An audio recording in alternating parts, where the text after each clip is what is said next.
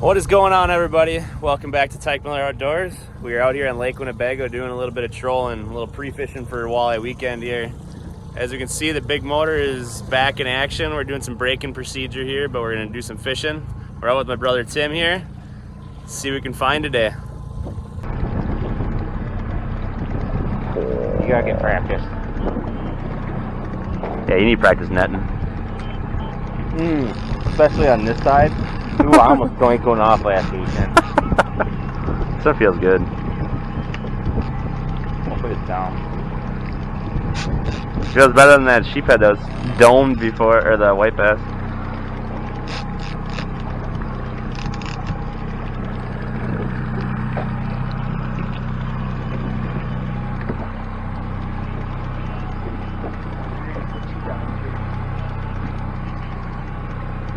Yeah, then the big one of the big ones I netted, I just barely got it.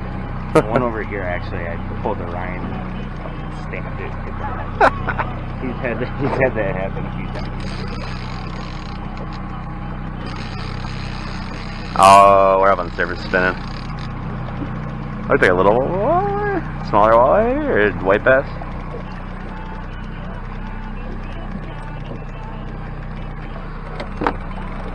Surf it in. Walleye!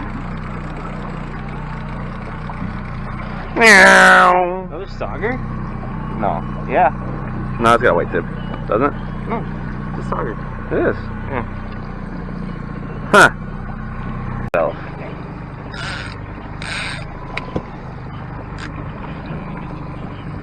We've been catching like pretty decent sized perch too. Yeah. Sam, we just randomly, we stopped at a random tree that was close to where we got that muskie, and we ended up getting, Sam got some nice perch. She was catching the bigger ones. I caught a lot of smaller fish. She got some nice size fish. So, like, I think those ones probably was close to 11, 12 inches. Now it knows it's hooked. Oh, I think it's a white bass. Did I just see it take a dive? Why? Is it? Yeah. Let's reefer out of the way. Netter.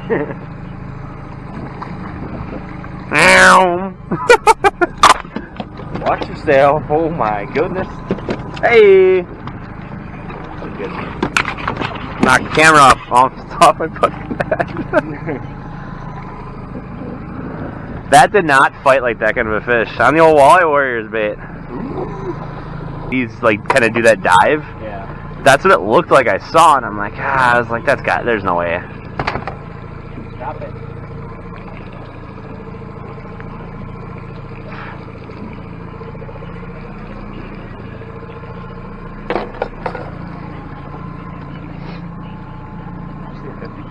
Yeah. Feels better than the last fish did. Down.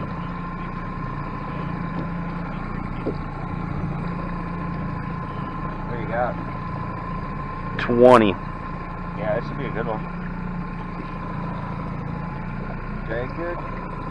I checked them before with the boards on. 10, 8, 6, 4. Walleye. Another one of your 16 and a half. There we go. My Walleye Warrior special.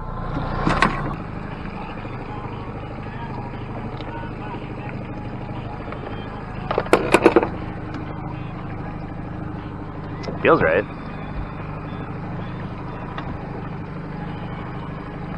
Oh, maybe I don't. It might have been. It's heavy now. 25.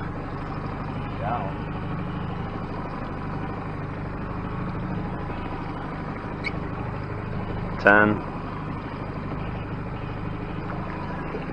Oh yeah, it's a nice one. Yeah. Barely good.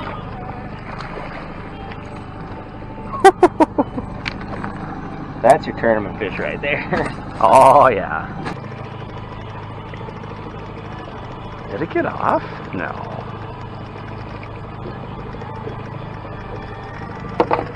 Did it get off? I don't know. Here we go. It doesn't feel like. Oh no, it's still there. No, it doesn't feel. white belly. Is that what it is? Little walleye.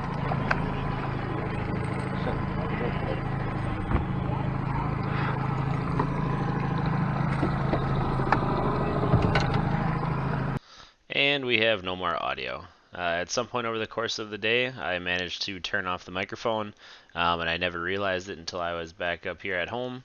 And the whole time of me and Fond du Lac now, from this point on, there is no microphone audio for any of the videos. So I will overlay some music so that it's not dead silent, but enjoy the videos, and I do appreciate every one of you that come out and watch these videos.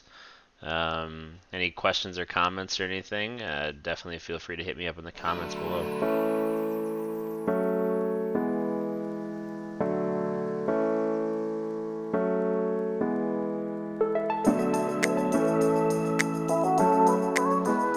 So I left this next clip in a little bit longer than the rest of them to try to explain trolling. I know that there's people that don't understand trolling that do watch the videos just to support me.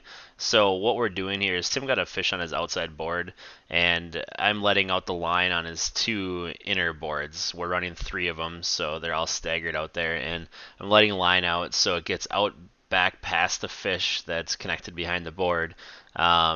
And then I'm clicking the bail shut, and then as the tension goes, it'll pull the board outside of the rest of outside of the board that has the fish on, and then it'll just kind of be back in line that way. But I do hand the rods over the top of them just due to the way that the line is, then the board will go outside of the rest of them. And there's plenty of circumstances where this doesn't exactly fit like what is going to happen. Sometimes you get a fish that's big enough and it pulls it all the way behind them all. Depending on what you're doing, more specifically with harnesses, sometimes you just have to reel in a rod and then let it back out to clear the rods so you don't get tangled. But you have a tendency to lose fish if you get your boards tangled together, so the whole goal of it is just to completely avoid tangling everything together and getting the fish to the boat. So that's the whole idea behind sending the boards out in the way that we do.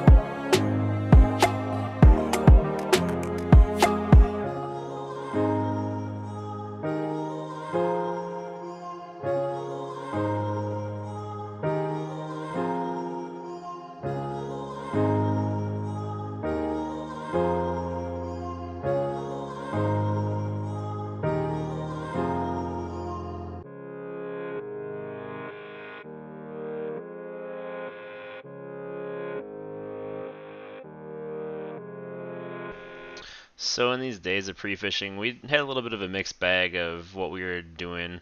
I mean, obviously we were trolling the whole time, but the first day of trolling, Tim and I decided to troll crankbaits through some different areas that we had known that the fish had been biting on crawler harnesses on, trying to see if maybe it got you better quality fish or whatever the situation was, and kind of could cover some more area. And we also were more concerned about breaking the motor in too, because we needed to get that in before we could run it really hard for the weekend.